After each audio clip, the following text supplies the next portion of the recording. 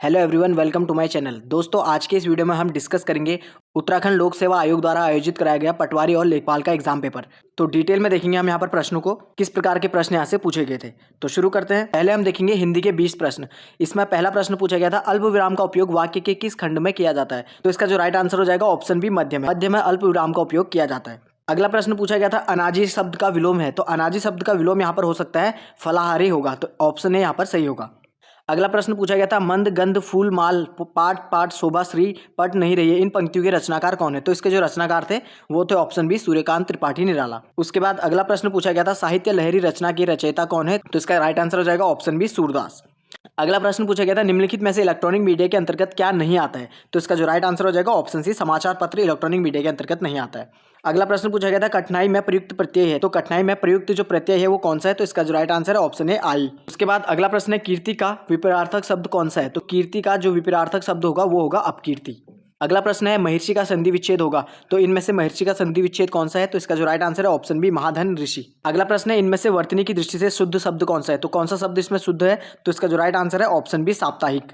उसके बाद अगला प्रश्न पूछा गया था, सरकारी या स्वायत्त निकायों या संस्थानों के निर्णय प्रतिवेदन आदि को जब जन साधारण के सूचनार्थ समाचार पत्रों द्वारा प्रकाशित एवं प्रसारित किया जाता है तो उसे क्या कहा जाता है। तो इसका जो राइट आंसर था ऑप्शन ए, प्रेस विज्ञप्ति। अगला प्रश्न, तीर शब्द का पर्यायवाची है। तो इसका जो राइट आंसर हो जाएगा ऑप्शन सी, सर। उसके बाद अगला है, बर्बर शब्द का विलोम शब्द कौन सा है। तो इसका जो राइट आंसर था ऑप्शन ए, बेबस। उसके बाद है अगला प्रश्न, वागीश का संधि विच्छेद है। तो वागीश का संधि विच्छेद क्या होगा। ऑप्शन ए, वाग धन ईश। अगला प्रश्न था, अंग अंग खिल उठने मुहावरे का अर्थ क्या है। तो इसका राइट आंसर है ऑप्शन बी, प्रसन्न होना। उसके बाद अगला प्रश्न पूछा गया था, पर उपदेश कुशल बहुतेरे लोकाक्ति का सही अर्थ क्या है। तो इसका जो राइट आंसर है ऑप्शन बी, दूसरों को सीख देना सरल है। उसके बाद अगला प्रश्न है, जिस सर्वनाम से वक्ता या पास की किसी वस्तु के निश्चय होने का बोध होता है उसमें कौन सा सर्वनाम होता है। तो इसका जो राइट आंसर था ऑप्शन बी, निश्चयवाचक। अगला प्रश्न पूछा गया था, जिस शब्द से किसी एक वस्तु या व्यक्ति का बोध हो उसे कौन सी संज्ञा कहा जाता है। तो इसका जो राइट आंसर है ऑप्शन सी, व्यक्तिवाचक। अगला प्रश्न था, शुद्ध शब्द का चयन करें। तो इसका जो राइट आंसर था ऑप्शन सी, अनुकूल। अगला प्रश्न है, सूर्योदय हुआ और कुल्हासा जाता रहा है, इसमें कौन सा वाक्य है। तो इसका जो राइट आंसर है ऑप्शन सी, संयुक्त वाक्य। उसके बाद अगला जो प्रश्न था, कनक कनकते 100 गुनी मादकता अधिकाई, इनमें से कौन सा अलंकार था। तो इसका जो राइट आंसर था ऑप्शन डी, यमक अलंकार। उसके बाद हम देख लेते हैं जो सामान्य ज्ञान यानी जीएस से पूछे गए प्रश्न थे उनको यहाँ पर हम देख लेते हैं। पहला प्रश्न था इसमें, बंदी प्रत्यक्षीकरण निम्न में किससे द्वारा जारी किया जाता है। तो इसका जो राइट आंसर था ऑप्शन डी, ए और बी दोनों, सर्वोच्च न्यायालय और उच्च न्यायालय दोनों के द्वारा जारी किया जाता है। अगला प्रश्न था, संघ लोक सेवा आयोग के सदस्यों की सेवा शर्तें तय करने का अधिकार किसे प्राप्त है। तो इसका जो राइट आंसर था ऑप्शन सी, राष्ट्रपति को। उसके बाद अगला प्रश्न था, राज्य पुनर्गठन आयोग ने अपनी रिपोर्ट कब प्रस्तुत करी थी। तो इसका जो राइट आंसर है ऑप्शन डी, 23 सितंबर 1955 को। अगला प्रश्न पूछा गया था, भारत में प्रथम निर्यात प्रसंस्करण जोन की स्थापना 1965 में हुई थी। तो कहाँ हुई थी। तो इसका जो राइट आंसर है ऑप्शन डी, कांडला बंदरगाह में। कांडला बंदरगाह जो कि गुजरात में है, वहां पर स्थापना इसकी हुई थी। अगला प्रश्न पूछा गया था, निम्नलिखित में से कौन सा मानव पूंजी का एक स्रोत नहीं है। तो इसका जो राइट आंसर हो सकता है, आई थिंक हो सकता है ऑप्शन बी, अंतः कार्य प्रशिक्षण। आप इसको एक बार करेक्ट करके देख लीजिएगा। विश्व फार्मा उत्पादन में मात्रा के आधार पर भारतीय फार्मा उद्योग का स्थान है। तो इसमें भारतीय फार्मा उद्योग का कौन सा स्थान था। तो आई थिंक इसका आंसर जो है ऑप्शन बी, तीसरा स्थान था। उसके बाद अगला प्रश्न था, संयुक्त राष्ट्र चार्टर को अंतिम रूप देने स्वीकार करने हेतु सैन फ्रांसिस्को सम्मेलन में भाग लेने वाले भारतीयों का दल प्रतिनिधित्व किसने किया था। तो इसका जो राइट आंसर था option D, sir Ramaswami Mudaliar. उसके बाद अगला प्रश्न पूछा गया था, भारतीय परमाणु ऊर्जा आयोग के अध्यक्ष 2022 में कौन है। तो इसका जो राइट आंसर था ऑप्शन बी, कमलेश नीलकंठ व्यास। अगला प्रश्न है, भारत की राष्ट्रपति द्रौपदी मुर्मू किस राज्य तथा जनजाति से संबंधित थी। तो इसका जो राइट आंसर था ऑप्शन ए, उड़ीसा की, वह संथाली जनजाति से संबंधित थी। अगला प्रश्न पूछा गया था, सार्क निम्न में से किस राजनेता के मस्तिष्क की उपज था। तो इसका जो राइट आंसर था ऑप्शन बी, जिया उर रहमान। अगला प्रश्न पूछा गया था, निम्न में से किस तिथि को संयुक्त राष्ट्र महासभा ने मानव अधिकार आयोग स्थापित करने का प्रस्ताव पारित किया था। तो इसका जो राइट आंसर था ऑप्शन सी, 15 मार्च 2006 को। उसके बाद अगला प्रश्न है, निम्न में से भारतीय संविधान का कौन सा अनुच्छेद समान आचार संहिता यानी यूनिफॉर्म सिविल कोड लागू करने के लिए संबंधित है। तो इसका जो राइट आंसर है ऑप्शन सी, आर्टिकल 44। अगला प्रश्न पूछा गया था, भारत में राज्यों की विधान परिषद की सदस्यों की न्यूनतम संख्या क्या है। तो इसका जो राइट आंसर था ऑप्शन ए, 40। उसके बाद है अगला प्रश्न पूछा गया था, पादप जगत का सबसे बड़ा फूल है। तो इनमें से कौन सा पादप जगत का सबसे बड़ा फूल था। तो इसका जो राइट आंसर था ऑप्शन ए, रैफ्लेसिया। उसके बाद अगला प्रश्न पूछा गया था, जब जीवमंडल मानव वर्चस्व वाले वातावरण में बदल जाता है तो उसे क्या कहा जाता है। तो आई थिंक इसका जो राइट आंसर है ऑप्शन ए है, नोजोस्फेयर, लेकिन इसको आप भी एक बार करेक्ट कर लीजिएगा। अगला प्रश्न है, निम्नलिखित में से कौन सा जैविक नाइट्रोजन स्थिरीकरण से संबंधित है। तो इसका जो राइट आंसर है ऑप्शन डी, नीला हरित शैवाल। अगला प्रश्न था, वोलेटाइल मेमोरी कौन सी है। तो इसका जो राइट आंसर था ऑप्शन सी, रैम। उसके बाद अगला प्रश्न पूछा गया था, निम्न में से कौन सा इंटरनेट सुरक्षा से जुड़ा है। तो इसका जो राइट आंसर था ऑप्शन बी, फायरवॉल। अगला प्रश्न पूछा गया था, निम्न में से कौन सीपीयू और मेमोरी के बीच डेटा आदान प्रदान करने के लिए बस नहीं है। तो इसका जो राइट आंसर है, आई थिंक हो जाएगा ऑप्शन डी, अनियंत्रण बस। उसके बाद अगला प्रश्न है, किसी भाषा में ग्रेस्प को VNK से कूटित किया जाता है तो इसमें क्रेन का कूट क्या होगा, तो इसका जो राइट आंसर हो जाएगा ऑप्शन डी इसका राइट आंसर हो जाएगा। 5-5 का गैप इसमें था, -5 हो रहा था और इसमें भी -5 करके अगर आप करोगे तो इस तरीके से आंसर हो रहा था। अगला प्रश्न पूछा गया था निम्न श्रेणी में कुल कितने पद है, तो इसका जो राइट आंसर था ऑप्शन ए है 25। अगला प्रश्न पूछा गया था अगला पद कौन सा होगा, तो इसमें इसका जो राइट आंसर था ऑप्शन ए इसका राइट आंसर था। उसके बाद अगला प्रश्न था जो इसमें डिस्टेंस वाला था, इसका जो राइट आंसर था ऑप्शन डी था 5 किलोमीटर। उसके बाद अगला जो रीजनिंग का प्रश्न था इसमें पूछा गया था इसमें से जो खाली स्थान है इसको भरना था, तो इसका जो राइट आंसर था ऑप्शन बी 92। अगला प्रश्न था इसमें इसका जो राइट आंसर था 45 का, इसका भी आंसर ऑप्शन बी था 0। उसके बाद अगला प्रश्न है निम्न में से कौन एक विश्व जैव विविधता का हॉटस्पॉट है, तो इसका जो राइट आंसर था ऑप्शन ए पश्चिमी घाट। अगला प्रश्न पूछा गया था कौन सा सूक्ष्मजीव बीटी कपास के उत्पादन से संबंधित था, तो इसका जो राइट आंसर था ऑप्शन बी बैक्टीरिया। अगला प्रश्न पूछा गया था निम्न में से किस स्थिति को हैदराबाद राज्य के विरुद्ध भारत सरकार ने राज्य में शांति एवं व्यवस्था पुनर्स्थापित करने के लिए पुलिस कार्रवाई करी थी, तो इसका जो राइट आंसर हो जाएगा ऑप्शन बी 17 सितंबर 1948 को। अगला प्रश्न था निम्न में से कौन फ्रांस की क्रांति से पूर्व चर्च का सबसे बड़ा आलोचक था, तो इसका जो राइट आंसर हो सकता है आई थिंक हो सकता है ऑप्शन सी वोल्टेयर। एक बार आप इसको भी करेक्ट कर लीजिएगा। अगला प्रश्न है लूनी नदी निम्नलिखित में मानसून के समय किसमें गिरती है, तो इसका जो राइट आंसर हो सकता है अरब सागर हो सकता है, तो एक बार इसको भी आप एक बार करेक्ट कर लीजिएगा। अगला प्रश्न है पुलिकट झील मध्य में स्थित है, तो पुलिकट झील किसके मध्य में स्थित है, तो इसका जो राइट आंसर था ऑप्शन सी तमिलनाडु और आंध्र प्रदेश के। उसके बाद अगला प्रश्न निम्न में से किस क्षेत्र में सर्वाधिक जैव विविधता पाई जाती है, तो इसका जो राइट आंसर ऑप्शन सी उष्णकटिबंधीय वर्षा वनों में। उसके बाद अगला प्रश्न पूछा गया था बांग्लादेश में गंगा नदी कहलाती है, तो इसका जो राइट आंसर था ऑप्शन सी पद्मा। अगला प्रश्न है बी आर अम्बेडकर के अनुसार निम्न में से कौन सा अनुच्छेद भारतीय संविधान का दिल एवं आत्मा है, तो इसका जो राइट आंसर था ऑप्शन डी अनुच्छेद 32। अगला प्रश्न है निम्न में से कौन सा भारतीय संविधान की विशेषता नहीं है, तो आई थिंक इसका जो राइट आंसर हो सकता है वो हो सकता है ऑप्शन बी एकात्मक शासन, बट इसको आप एक बार करेक्ट कर लीजिएगा। उसके बाद अगला प्रश्न निम्न में से कौन सा मौलिक अधिकार नहीं है, तो इसका जो राइट आंसर है ऑप्शन ए संपत्ति का अधिकार। अगला प्रश्न है भारत के मौलिक अधिकारों के विषय में निम्न में से क्या सही नहीं है, तो इसका जो राइट आंसर है ऑप्शन सी औचित्यपूर्ण प्रतिबंध। आई थिंक ये इसमें राइट आंसर हो सकता है, इसको भी आप एक बार करेक्ट कर लीजिएगा। अगला प्रश्न था राज्य नीति के निर्देशक सिद्धांत निम्न में किससे संबंधित है, तो इसका जो राइट आंसर था ऑप्शन डी इन सभी से।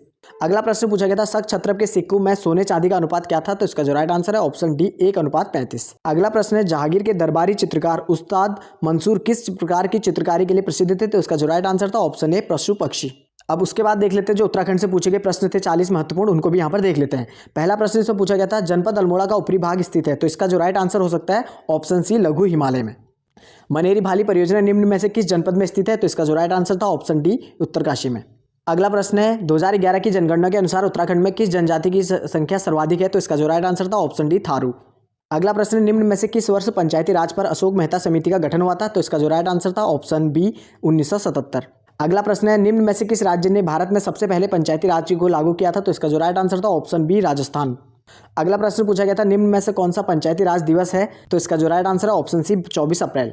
उसके बाद अगला प्रश्न पूछा गया था वर्तमान में उत्तराखंड राज्य में नगर निगमों की कुल संख्या कितनी है, तो इसका जो राइट आंसर है ऑप्शन ए 9 हो सकता है और 8 भी इसका हो सकता है, इसको आप एक बार करेक्ट कर लीजिएगा। अगला प्रश्न है वर्ष 2020-21 के आधार पर उत्तराखंड सरकार को निम्न में से किस मद में अधिकतम राजस्व प्राप्त हुआ था, तो इसका जो राइट आंसर है आई थिंक इसका हो जाएगा ऑप्शन सी भारत सरकार के राजस्व अनुदान। अगला प्रश्न था उत्तराखंड सरकार के वात्सल्य योजना के अंतर्गत कितनी धनराशि दी जाती है, तो इसका जो राइट आंसर हो जाएगा ऑप्शन सी 3000 रुपये। अगला प्रश्न पूछा गया था वर्ष 2011 की जनगणना के अनुसार उत्तराखंड में शिशु लिंगानुपात क्या था, तो इसका जो राइट आंसर था ऑप्शन सी 890। अगला प्रश्न था निम्न में से कौन सा युग्म सही सुमेलित है, तो इसका जो राइट आंसर था option A Wadia institute of Himalayan geology जो कि देहरादून में स्थित था।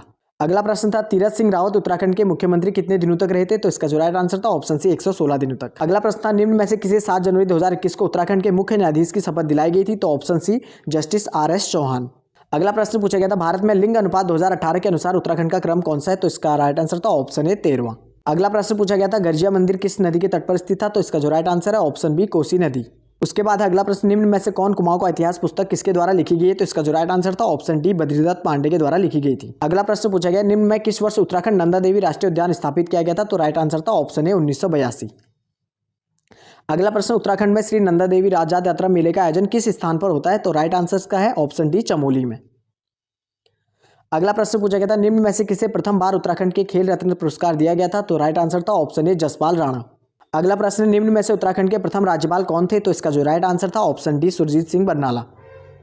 उसके बाद अगला प्रश्न, भागीरथी नदी पर टिहरी बांध के निर्माण में गंगा सागर से गंगोत्री तक साइकिल रैली का नेतृत्व किसने किया था? तो इसका जो राइट आंसर था ऑप्शन सी सुंदरलाल बहुगुणा ने। अगला प्रश्न पूछा गया था, पलायन की समस्या के निराकरण हेतु उत्तराखंड सरकार द्वारा पूर्व में गठित आयोग का संशोधित नाम क्या रखा गया था? तो इसका जो राइट आंसर था ऑप्शन बी ग्राम्य विकास एवं पलायन निवारण आयोग, ये इसका राइट आंसर हो सकता है। एक बार इसको आप करेक्ट कर लीजिएगा। उसके बाद अगला प्रश्न, निम्नलिखित में से कौन सा एक ग्राम्य के उद्देश्य से संबंधित नहीं है? तो आई थिंक इसका जो राइट आंसर हो सकता है ऑप्शन बी ग्रामीण निवासियों की आय में वृद्धि करना। अगला प्रश्न है, बचेंद्री पाल को पद्म पुरस्कार कब मिला था? तो इसका जो राइट आंसर था ऑप्शन डी 1984 को।